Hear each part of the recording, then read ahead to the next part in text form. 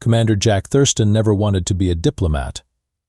He'd rather be back on Earth fishing in Montana or hiking through the Rockies than negotiating trade agreements with beings that had tentacles where their faces should be. Yet here he was, straightening his absurdly tight formal uniform collar in the gleaming halls of the Galactic Concord station, and preparing to smile and nod at creatures whose names he could barely pronounce. "Your heart rate is elevated, Commander. Shall I administer a calming agent?" The station's AI chirped in his ear. "No thanks, Pix. I need to be alert for this one." Jack adjusted his cuffs. "And annoyed keeps me sharp." The massive reception hall buzzed with diplomatic activity, a sea of bizarre anatomies mingling beneath floating light sculptures. 3 years since humanity's first contact with the Galactic Concord, and Jack still couldn't get used to the smell. A nauseating mix of exotic biochemistries that the station's air filters couldn't quite neutralize. The Galactic Concord comprised 17 spacefaring species, most with centuries or millennia of interstellar experience. Humans were the new kids on the block, scrappy, resourceful, and expanding their influence at an alarming rate. At least alarming to the Xoranth Dominion, the alliance of 5 species that had controlled Concord politics for the last 3 centuries.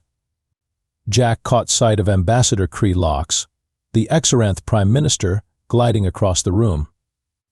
8 feet tall, with iridescent scales and 4 articulated arms, Krelox moved with the fluid grace of a politician who had negotiated the rise and fall of civilizations. Their entourage parted the crowd like a living wedge. "Commander Thurston." Krelox's translator rendered their clicks and whistles into a voice like polished marble. "How delightful to see Earth's representative enjoying our hospitality." "Always a pleasure, Minister." Jack forced a smile. "Though I was surprised not to receive an invitation to yesterday's Resource Allocation Committee meeting.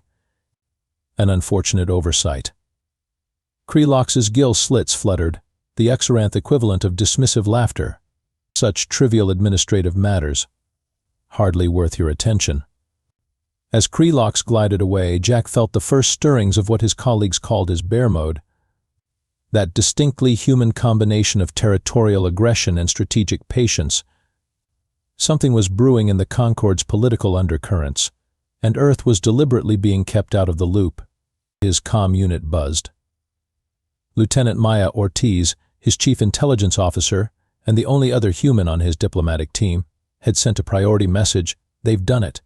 Emergency briefing in Secure Room 7 now." Jack took a slow breath. The Xoranth had finally made their move against Earth. Time to show them why humans had survived everything their own planet had thrown at them for millions of years. Secure Room 7 was actually a repurposed maintenance closet that Jack's team had swept for surveillance devices. Maya stood inside, her usual composed demeanor fractured by barely contained rage. "They've revoked our mining rights to the Epsilon Eridani asteroid belt," she said without preamble, her dark eyes flashing. "Effective immediately," citing environmental concerns that mysteriously weren't issues during the last century when the Pinaxi were strip mining it. Jack felt his jaw tighten. Environmental concerns? In vacuum? It gets better. Maya projected a holographic document. "They're demanding our survey ships leave within 48 hours. 3,000 human workers just kicked out. On what grounds? Some obscure bylaw about resource preservation in developing sectors. They buried it in subsection 47J of the Concord Charter. Nobody's invoked it in over 100 years. Convenient timing," Jack muttered. "Right after we discovered those platinum-rich asteroids. The platinum deposits that would have funded our expansion into the Tau Ceti system," Maya added. "Which, coincidentally, the Xoranth have been eyeing for their own colonies." Jack paced the tiny room. "Who voted for this?" "The usual suspects. The Xoranth Dominion species voted as a bloc. The Pinaxi abstained, probably got promised our mining rights as payment. The Galflaxians sided with us, but their vote counts for squat since they're also newcomers," Jack finished. "Damn it." His comm unit chimed with an incoming message from Earth Central Command. Admiral Helena Park's holographic face appeared, her expression grim. "I assume you've heard, Commander." "Just got the news, Admiral. It's a calculated move to slow our expansion. It's worse than that. Without those resources, we can't complete the deep space communication relay. Earth colonies will be isolated from each other, vulnerable." The Admiral leaned forward. "The Security Council is concerned." Jack recognized diplomatic code when he heard it. Concerned meant Earth was contemplating actions that wouldn't look good in the Concord's official records. "What are my orders?" he asked carefully. "Officially, register a formal protest. Follow diplomatic protocols." Admiral Park's eyes narrowed. "Unofficially? Get those mining rights back. By any means necessary short of armed conflict. Earth cannot appear weak in our first major Concord crisis." The transmission ended, leaving Jack with the impossible task of outmaneuvering a coalition of species that had been playing interstellar politics since humans were figuring out agriculture. His comm buzzed again. "Commander, Pix announced your presence is requested at the Concord General Assembly in 15 minutes. The Xoranth Prime Minister is announcing the new Resource Preservation Initiative." "Of course they are," Jack growled. When he entered the vast amphitheater of the General Assembly, every eye, ocular cluster, and sensory appendage turned toward him. The massive chamber hummed with anticipation as Kree Lox stood at the central podium, their scales shimmering under the spotlights. Commander Thurston," Kree Lox's voice boomed through the speakers. "How fortuitous. We were just discussing Earth's generous contribution to galactic conservation efforts." Jack felt 100 different alien species watching him, gauging humanity's reaction to this diplomatic ambush. His hands clenched involuntarily at his sides. "Minister Kree Lox," he responded, voice dangerously even. "Perhaps you could explain why this conservation effort targets only human mining operations, while Xoranth strip mining continues unabated in 7 other systems?" A ripple of murmurs spread through the assembly. Kree Lox's gill slits fluttered rapidly, a sign of irritation. "Commander, surely you understand the delicate balance of interstellar ecosystems. As newcomers to the galactic community, humans have much to learn about sustainable practices." Jack could feel his legendary composure slipping. The condescension, the political maneuvering, the blatant power play, it all combined to awaken something primal in him, something distinctly human. "What humanity lacks in experience," he said, each word measured and precise, "we make up for in observation. And what we've observed is that these conservation efforts magically align with Xoranth economic interests." Kree Lox's upper arms twitched, a subtle tell that Jack had struck a nerve. "Your accusations are unbecoming of a diplomatic representative, Commander. Perhaps humans would benefit from a period of reflection before taking a more active role in Concord affairs." As murmurs rippled through the assembly, Jack locked eyes with the Xoranth leader. For one unguarded moment, he let his diplomatic mask slip just enough for Kree Lox to glimpse what humans called the look.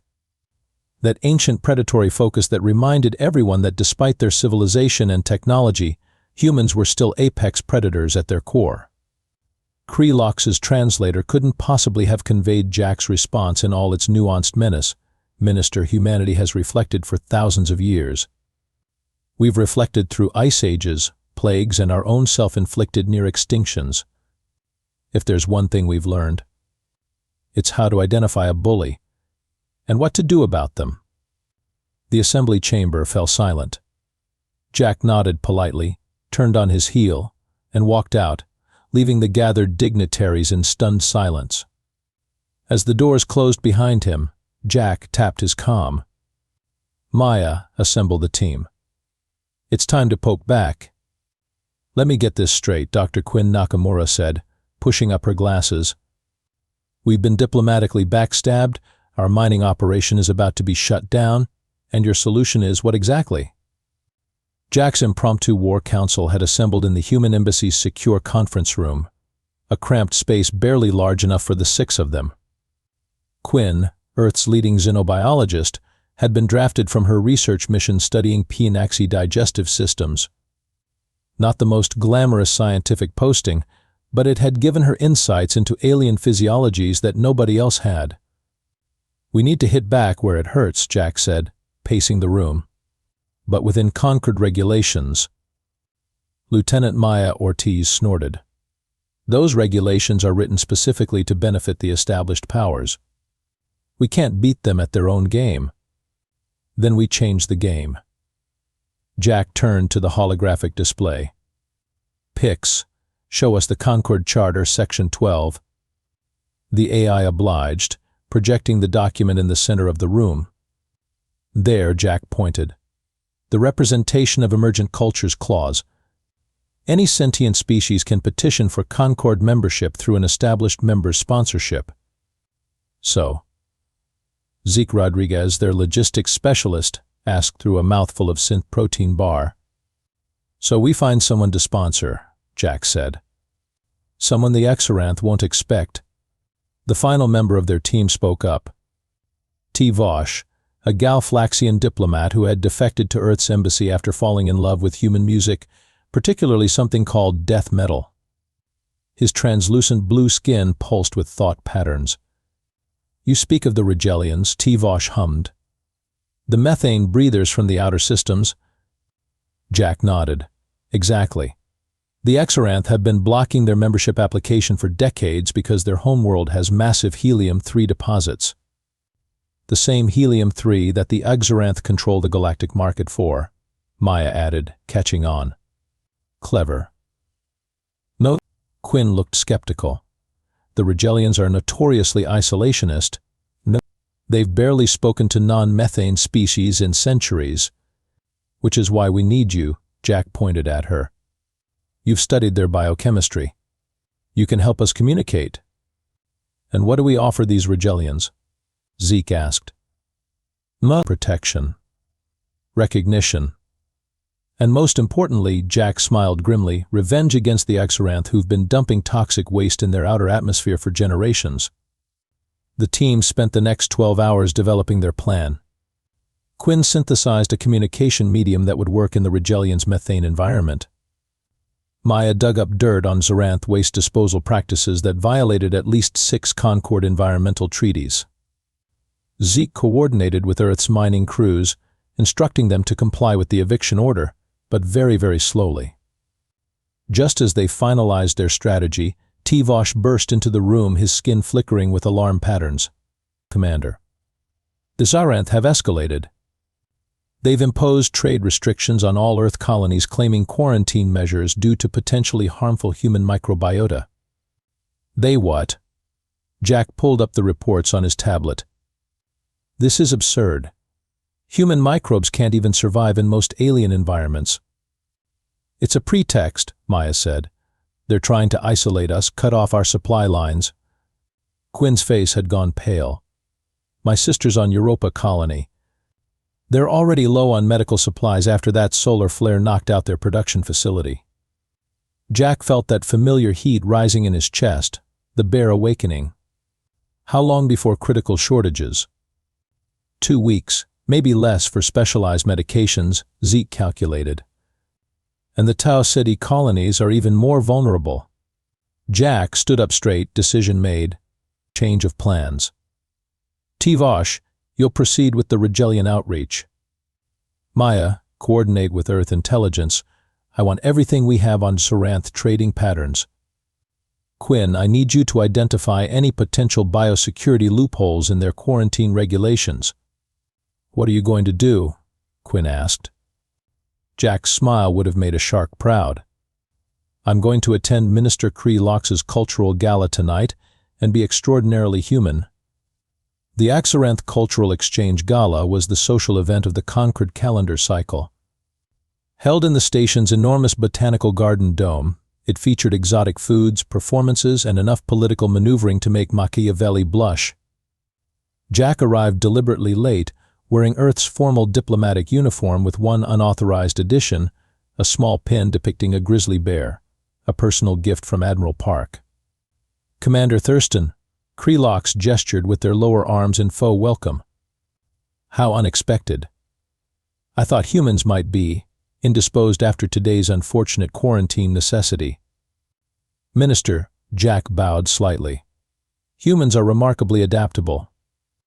In fact, we have a saying, what doesn't kill us makes us stronger. A curious philosophy. Krelox's gill slits fluttered dismissively. It served us well. Did you know humans evolved as persistence hunters? We'd chase prey until they collapsed from exhaustion. Not the fastest or strongest, but we simply didn't stop. Jack sipped his drink. Ever. Ben Kai. Something in Jack's tone made Krelox's scales ripple uneasily. Before they could respond, Jack continued conversationally, fascinating data came across my desk today. Apparently, Rigelian atmospheric sensors have been recording illegal waste dumps in their outer atmosphere. Trace elements match Xoranth industrial byproducts precisely. Krelox went very still. The Rigelians are isolationists. They communicate with no one. They're communicating now, Jack said pleasantly. Seems they're interested in Concord membership, with Earth as their sponsor. For the first time, Jack saw genuine alarm in the Xoranth leader's posture. If the Rigelians joined the Concord under human sponsorship, the balance of power would shift dramatically. And those waste dumping violations could trigger sanctions against the Xoranth Dominion. You're bluffing, Krelox hissed softly. Humans lack the biochemical expertise to establish meaningful communication with methane breathers. Jack simply smiled and tapped his bear pen. Minister, there's something you should understand about humans. When backed into a corner, we don't cower. We become resourceful. As if on cue, Jack's comm unit chimed with an incoming message. He glanced at it, and his smile widened. Well, would you look at that? The Rigelian High Council has agreed to meet with our delegation tomorrow. Jack wasn't even lying. Tivosh had just confirmed their success. If you'll excuse me, Minister, I have some diplomatic preparations to attend to.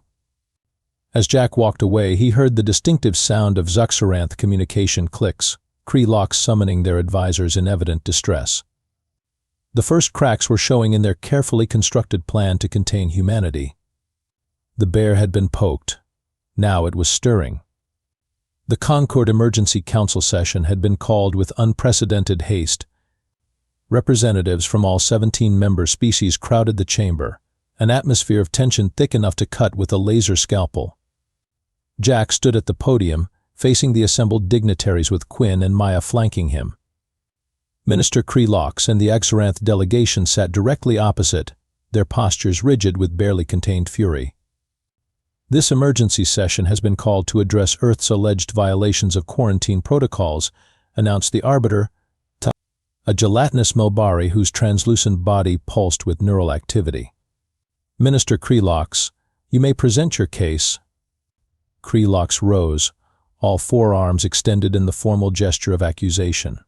Esteemed representatives, within hours of the protective quarantine measures being enacted, human diplomatic personnel attempted to circumvent these safety protocols by establishing unauthorized contact with the Rigelian collective. This reckless action endangers the entire Concord by potentially introducing human pathogens into a previously isolated ecosystem. Murmurs rippled through the assembly. Jack kept his expression neutral, though internally he was counting down. 3, 2, 1. Furthermore, Krelox continued, we have evidence that humans are deliberately. The chamber doors burst open. Tivosh entered, accompanied by something none of the assembled diplomats had seen before, a Rigelian ambassador.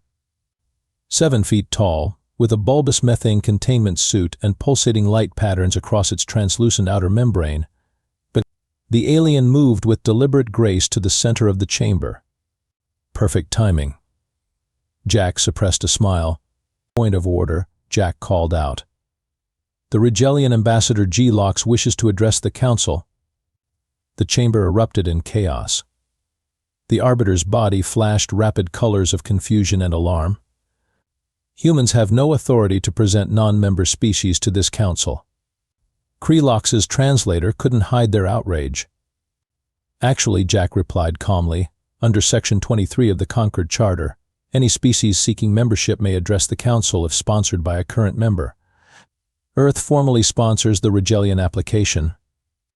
The arbiter's colors stabilized into a pattern of reluctant agreement. The human representative is technically correct. The Rigelian may speak. G-locks moved forward, the suit's translator activating with a series of harmonic tones that resolved into words.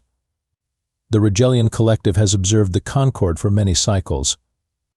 We have witnessed the Xoranth Dominion's practices in our system, the illegal waste disposal, the unauthorized mining of our outer moons, the deliberate interference with our communications arrays. Krelox's scales flushed dark with anger. These are unfounded accusations from a primitive species manipulated by human diplomatic inexperience. We have evidence, the Rigelian continued implacably. And we have shared this evidence with the humans who alone among Concord species responded to our distress signals. Jack stepped forward. The Rigelian Collective has provided my team with comprehensive data documenting 342 separate violations of Concord environmental protocols by Xoranth waste disposal ships. I've submitted this evidence to the Arbiter for review. The Arbiter's body pulsed with rapid color sequences as they processed this information. This is most irregular. What's irregular, Jack pressed, is using quarantine regulations to isolate a member species while simultaneously violating the sovereign territory of a potential member. Earth demands the immediate lifting of these baseless trade restrictions. Krelox rose to their full height, towering over Jack. The restrictions remain in place. The Council has already voted. Then we vote again, Jack said calmly, with our Rigelian friends observing the proceedings. Unless the Xoranth Dominion would prefer a full investigation into their waste disposal practices? The chamber fell silent. Jack could almost hear the political calculations running through each representative's mind. The Xoranth had overplayed their hand, and now they were caught between embarrassing public exposure and conceding to human demands. Krelox's translator emitted a sound like grinding metal, the Xoranth equivalent of a frustrated growl. This is diplomatic blackmail? No, Jack corrected pleasantly. This is consequences. Humans have a saying about that too. The Arbiter's colors stabilized into the formal pattern of adjudication. The Council will recess for 1 standard hour while we review the Rigelian evidence and consider Earth's petition to lift the quarantine measures. As the representatives filed out, Krelox approached Jack, leaning down to speak privately. You think you've won, human, but you have no idea what forces you're provoking. The Xoranth Dominion has ended civilizations that challenged us. Jack met the alien's gaze without flinching. And humans have survived extinctions that would have ended yours. If you want to find out which is stronger, your capacity to intimidate or our capacity to endure, keep pushing. When the Council reconvened, the vote was unanimous except for the Xoranth bloc. The quarantine restrictions were lifted immediately, and a formal investigation into the waste dumping allegations was launched. It was a victory, but Jack knew better than to celebrate. The Xoranth wouldn't take this humiliation lightly. They had lost this battle, but the war was just beginning. As the session adjourned, Maya leaned over to whisper, "They're going to retaliate. Hard. Nod." Jack nodded grimly. "Count on it. But now we know something they don't." "What's that?" "That they can be beaten." Jack's eyes narrowed as he watched Krelox and their entourage storm out of the chamber. "And that's going to make them desperate." 3 days after the Council session, the Xoranth revealed their endgame. Jack was woken at 0300 station time by Pix's urgent alert. "Commander, multiple Xoranth warships have taken position near Earth's Tau Ceti colonies. They're claiming to conduct military exercises, but their weapon systems are active." Jack was fully awake in an instant. "Get me Admiral Park." Now, the Admiral's hologram appeared, her face grim. "You've seen the reports?" "Just getting them." "This is no exercise." "No," Park agreed. "Intelligence suggests the Xoranth are planning to force a confrontation."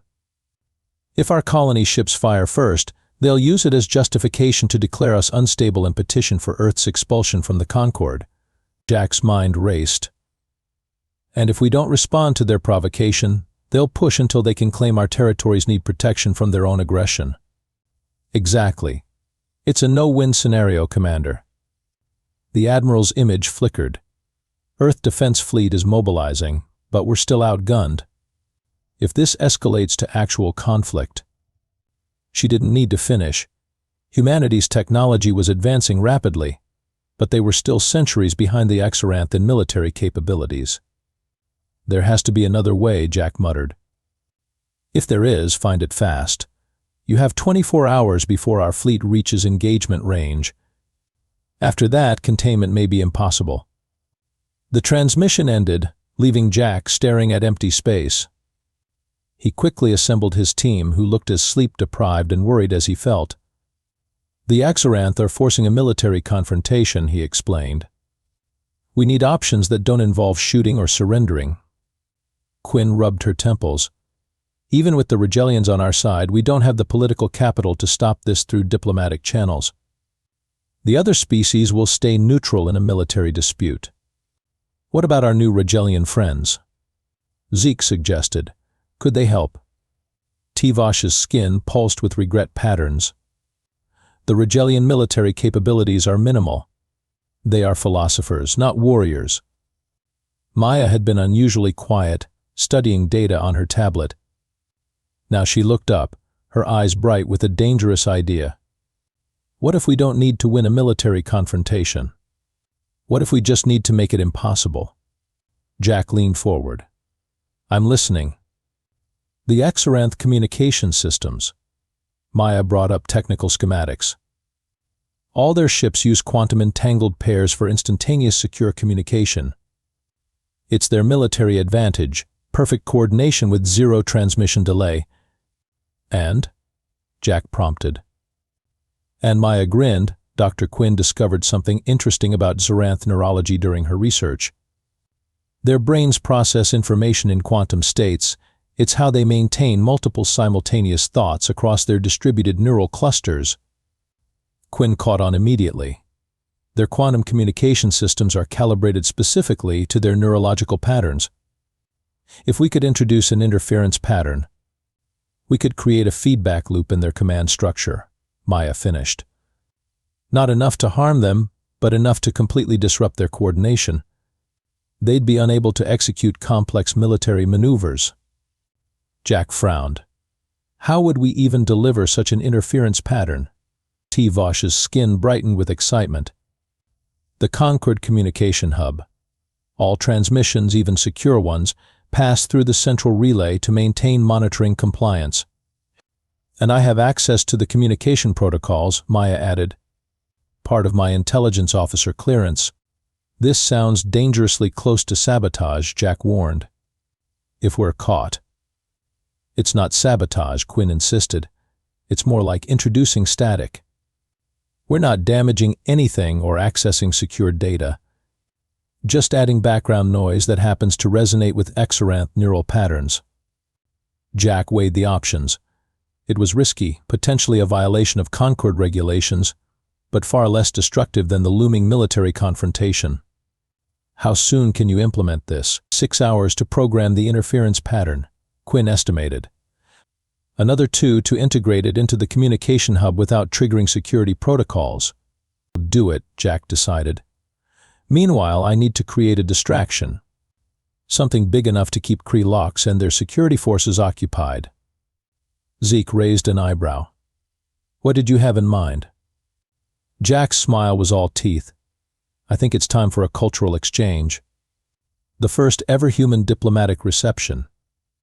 The human diplomatic reception was deliberately provocative, loud music, bright lights, and food from every Earth culture imaginable. Jack had invited representatives from all 17 Concord species, with special emphasis on the Xoranth's political rivals. Minister Krelox arrived precisely on time, as Jack had known they would. The Xoranth considered punctuality a demonstration of power. Minister, Jack greeted them with exaggerated warmth. I'm so pleased you could join us for this celebration of human culture." "A curious time for celebrations," Krelox observed coldly, "with military tensions escalating." "Oh, that." Jack waved dismissively. "Just a misunderstanding, I'm sure." "Drink?" He offered a glass of champagne. Krelox ignored the offering. "Your species' overconfidence is remarkable. Even now, your colonies prepare for an evacuation they cannot possibly complete in time." Actually, Jack sipped his own champagne. "We're not evacuating. Interesting thing about humans, we're terrible at backing down." "Then you are even more foolish than I estimated." Krelox's gill slits fluttered with something like anticipation. "Perhaps after today's demonstration of Xoranth military superiority, your species will learn the wisdom of deference." Jack checked his chronometer. Quinn and Maya should be implementing their plan right about now. "You know what humans call someone who constantly needs to demonstrate their superiority?" Jack asked conversationally. Krelox tilted their head, curiosity momentarily overriding disdain. "Insecure," Jack answered with a predatory smile. Before Krelox could respond, their communication device emitted a high-pitched squeal. Around the reception hall, every Xoranth diplomat winced simultaneously, their scales rippling in discomfort. "Technical difficulties?" Jack asked innocently. Krelox adjusted their device with increasing agitation. "This is interference." "Impossible." "Maybe it's sunspots." Jack struggled to keep a straight face. "I hear they're bad this time of year." Krelox's translator couldn't quite convey the mixture of confusion and growing alarm in their response. "Our systems are impervious to solar radiation." "This is..." They were interrupted by an urgent message from another Xoranth official. Jack couldn't understand their native language, but the body language was clear. Something was very wrong. "If you'll excuse me," Krelox said stiffly, "an urgent matter requires my attention." "Of course." Jack nodded politely. Military exercises can be so unpredictable. As Krelox and their entourage rushed from the reception, Jack's comm unit vibrated. A message from Maya. It worked. "Xoranth Fleet Command is in chaos. Ships are holding position, unable to coordinate." Jack allowed himself a moment of satisfaction before responding. "Phase 2. Now." "We." Across the Concord communication channels, a special transmission began broadcasting to all member species. The Rigelian ambassador G-Lox, flanked by Quinn and T. Vosh, delivered a formal announcement. "The Rigelian Collective, with the sponsorship of Earth, hereby submits evidence of Xoranth territorial violations and military aggression to the Concord Security Council. We petition for immediate sanctions against the Xoranth Dominion for violations of Articles 7, 12, and 23 of the Concord Charter." Simultaneously, Maya released the carefully curated evidence they had compiled, thousands of documented violations spanning decades, including the current military positioning against Earth colonies. The data dump was massive, impossible for the Concord bureaucracy to ignore or bury. Within hours, the Concord Security Council had convened an emergency session. The Xoranth fleet, still paralyzed by communication difficulties, remained in position near Tau Ceti, but now their presence served as damning evidence rather than a threat. Minister Krelox found themselves facing not just human opposition, but questions from every Concord species. The carefully constructed image of Xoranth benevolence was crumbling before their eyes. When Jack entered the council chamber, Krelox confronted him directly, their translator struggling to contain their fury. What have you done to our communication systems?" Jack smiled blandly. "I have no idea what you're talking about, Minister." "Perhaps your technology is experiencing growing pains?" "This is sabotage. An act of war." "Interesting accusation," Jack replied, "from the species with warships currently surrounding peaceful colonies. If there's an act of war being committed, I don't think it's by humans." The arbiter called the session to order, their gelatinous body pulsing with the formal colors of grave deliberation. The evidence presented by Earth and the Rigelian Collective is troubling, the arbiter announced. The Council has voted to require the immediate withdrawal of all Xoranth military vessels from Earth colonial spaces, pending a full investigation. Krelox's scales darkened with rage. This is unprecedented. The Xoranth Dominion rejects. The Xoranth Dominion, Jack interrupted calmly, might want to consider its position carefully.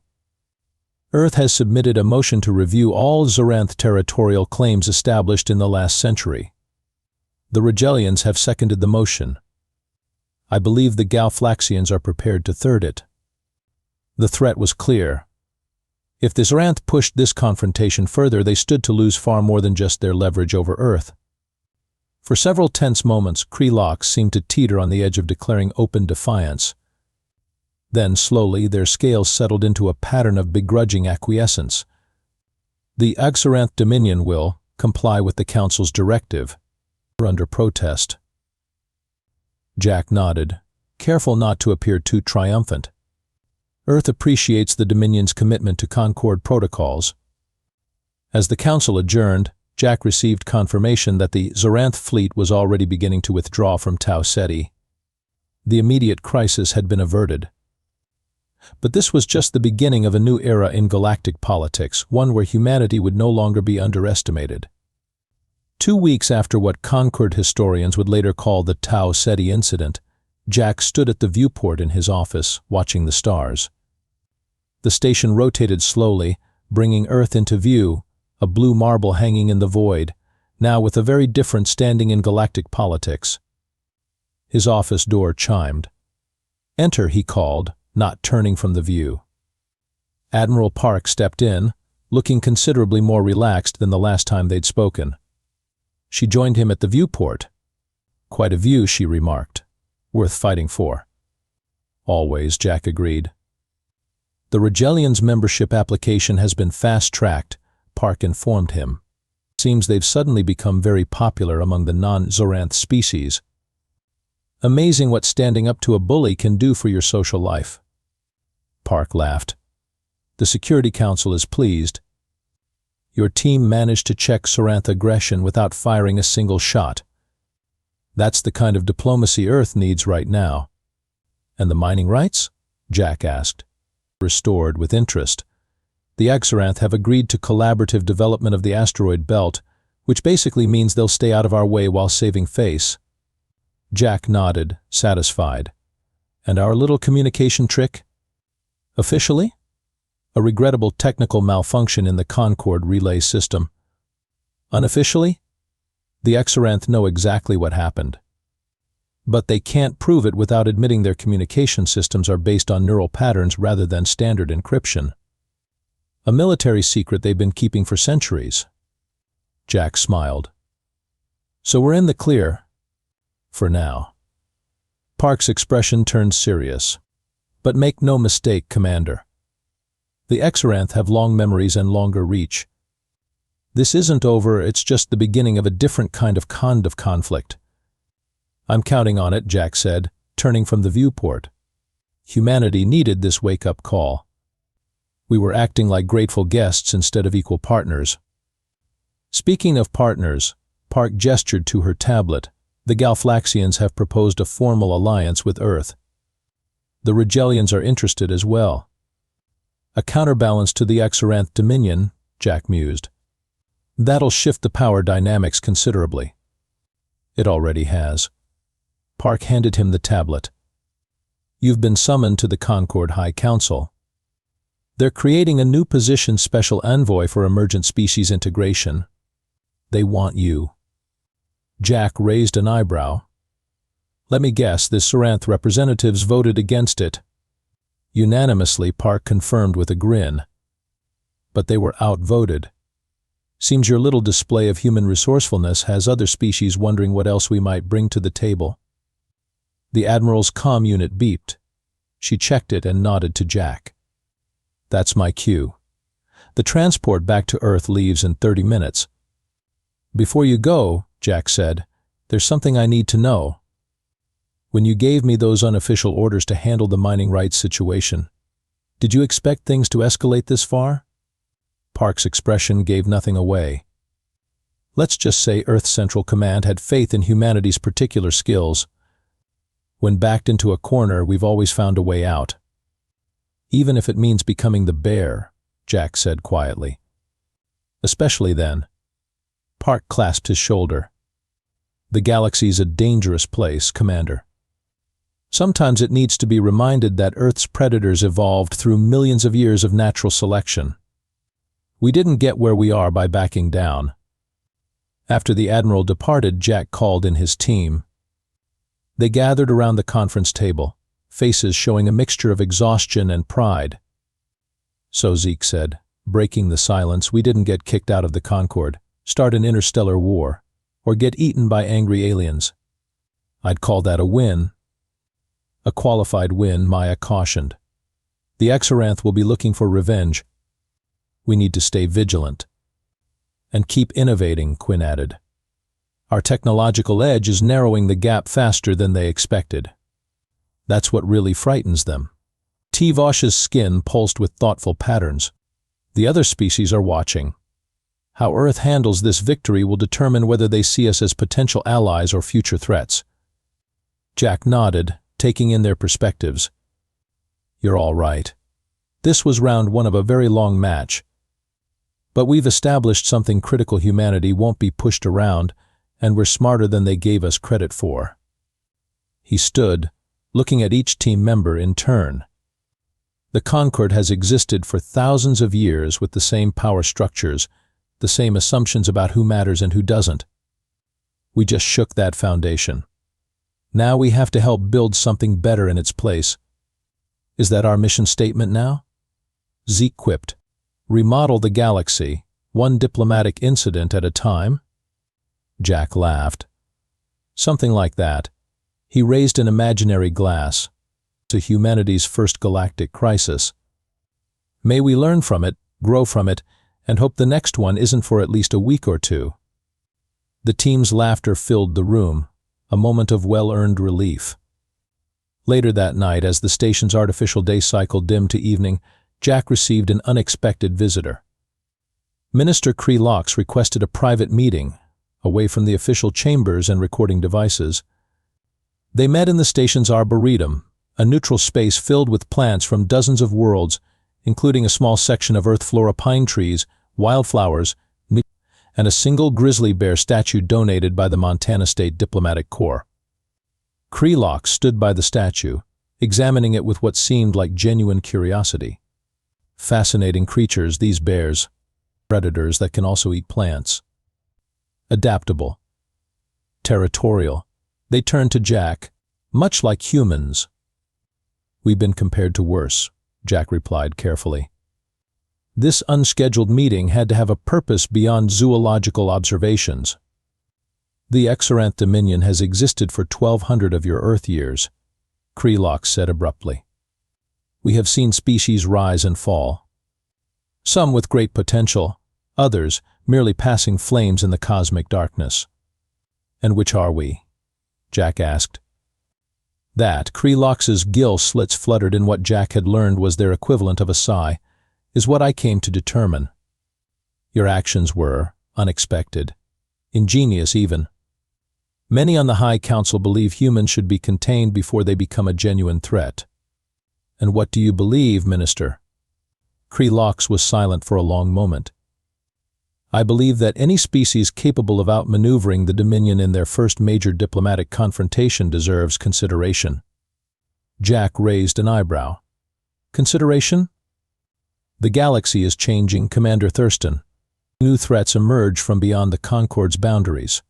Old alliances strain under their own weight. Krelox gestured with their upper arms in a formal pattern. The Xoranth have survived by recognizing shifting winds before others feel the breeze.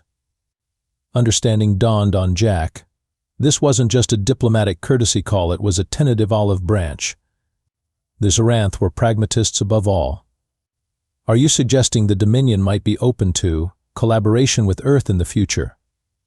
I am suggesting, Krelox said precisely, that enemies need not remain so forever, and that humanity has proven itself worthy of respect, if not yet trust. They reached out one long-fingered hand and touched the bear statue.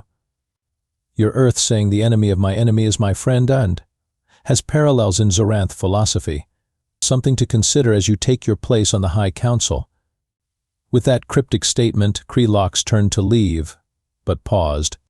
One more thing, Commander. That interference with our communications elegantly done. Our technicians are still trying to understand how you managed it. Jack kept his face neutral. As I said before, Minister, I have no idea what you're talking about. For the first time, Jack heard what might have been the Xoranth version of laughter, a cascading series of clicks that rippled through Krelox's translator. Of course not. Good evening, Commander. I suspect our future encounters will be educational for us both. After Krelox departed, Jack remained in the Arboretum, contemplating the bear statue. Humanity had been pushed, had pushed back, and now found itself in a new and complicated position in galactic politics. They had shown the claws of the human bear, but the real challenge lay ahead, proving that humans could be more than just another predator species in the cosmic food chain. That they could build as well as fight, create as well as survive. Jack touched the bear statue, a symbol of both wilderness and strength, then looked up through the Arboretum's clear dome at the stars beyond, countless worlds, and countless possibilities. The human bear had awakened. The galaxy would never be the same. 1 month later, Jack stood on the observation deck of the newly commissioned Earth diplomatic vessel Persistence. His team, now officially designated Diplomatic Special Operations Unit 1, gathered around the holographic display showing their next destination. The Antares Drift, Maya said, studying the star charts, contested space between the Xoranth and the Melbari. Why are we being sent there? Because, Jack replied, there are rumors of a new species making first contact. Non-Concord. Possibly hostile. Quinn looked up from her data pad. And where the welcome wagon? That's unexpected. Not really, Tivosh hummed, his skin pulsing with amusement patterns. Who better to meet potentially aggressive newcomers than the species that just taught the Xoranth Dominion a lesson in humility? Zeke snorted. Great. We're the Concord's new tough guys. What happened to traditional diplomacy? We're still diplomats, Jack assured him, just with a different approach. The High Council wants the new species to understand that the Concord has teeth, but also wisdom and patience. Human teeth, specifically, Maya observed wryly. Jack nodded, looking out at the stars streaking past as the ship prepared for its jump to faster-than-light travel. Exactly. Sometimes the galaxy needs a reminder that not all apex predators are the same. Some of us evolved to protect our pack, not just dominate it. As the Persistence accelerated into the unknown, Jack reflected on humanity's sudden rise in galactic standing. They'd been underestimated, dismissed as newcomers too naive to navigate the complex waters of interstellar politics.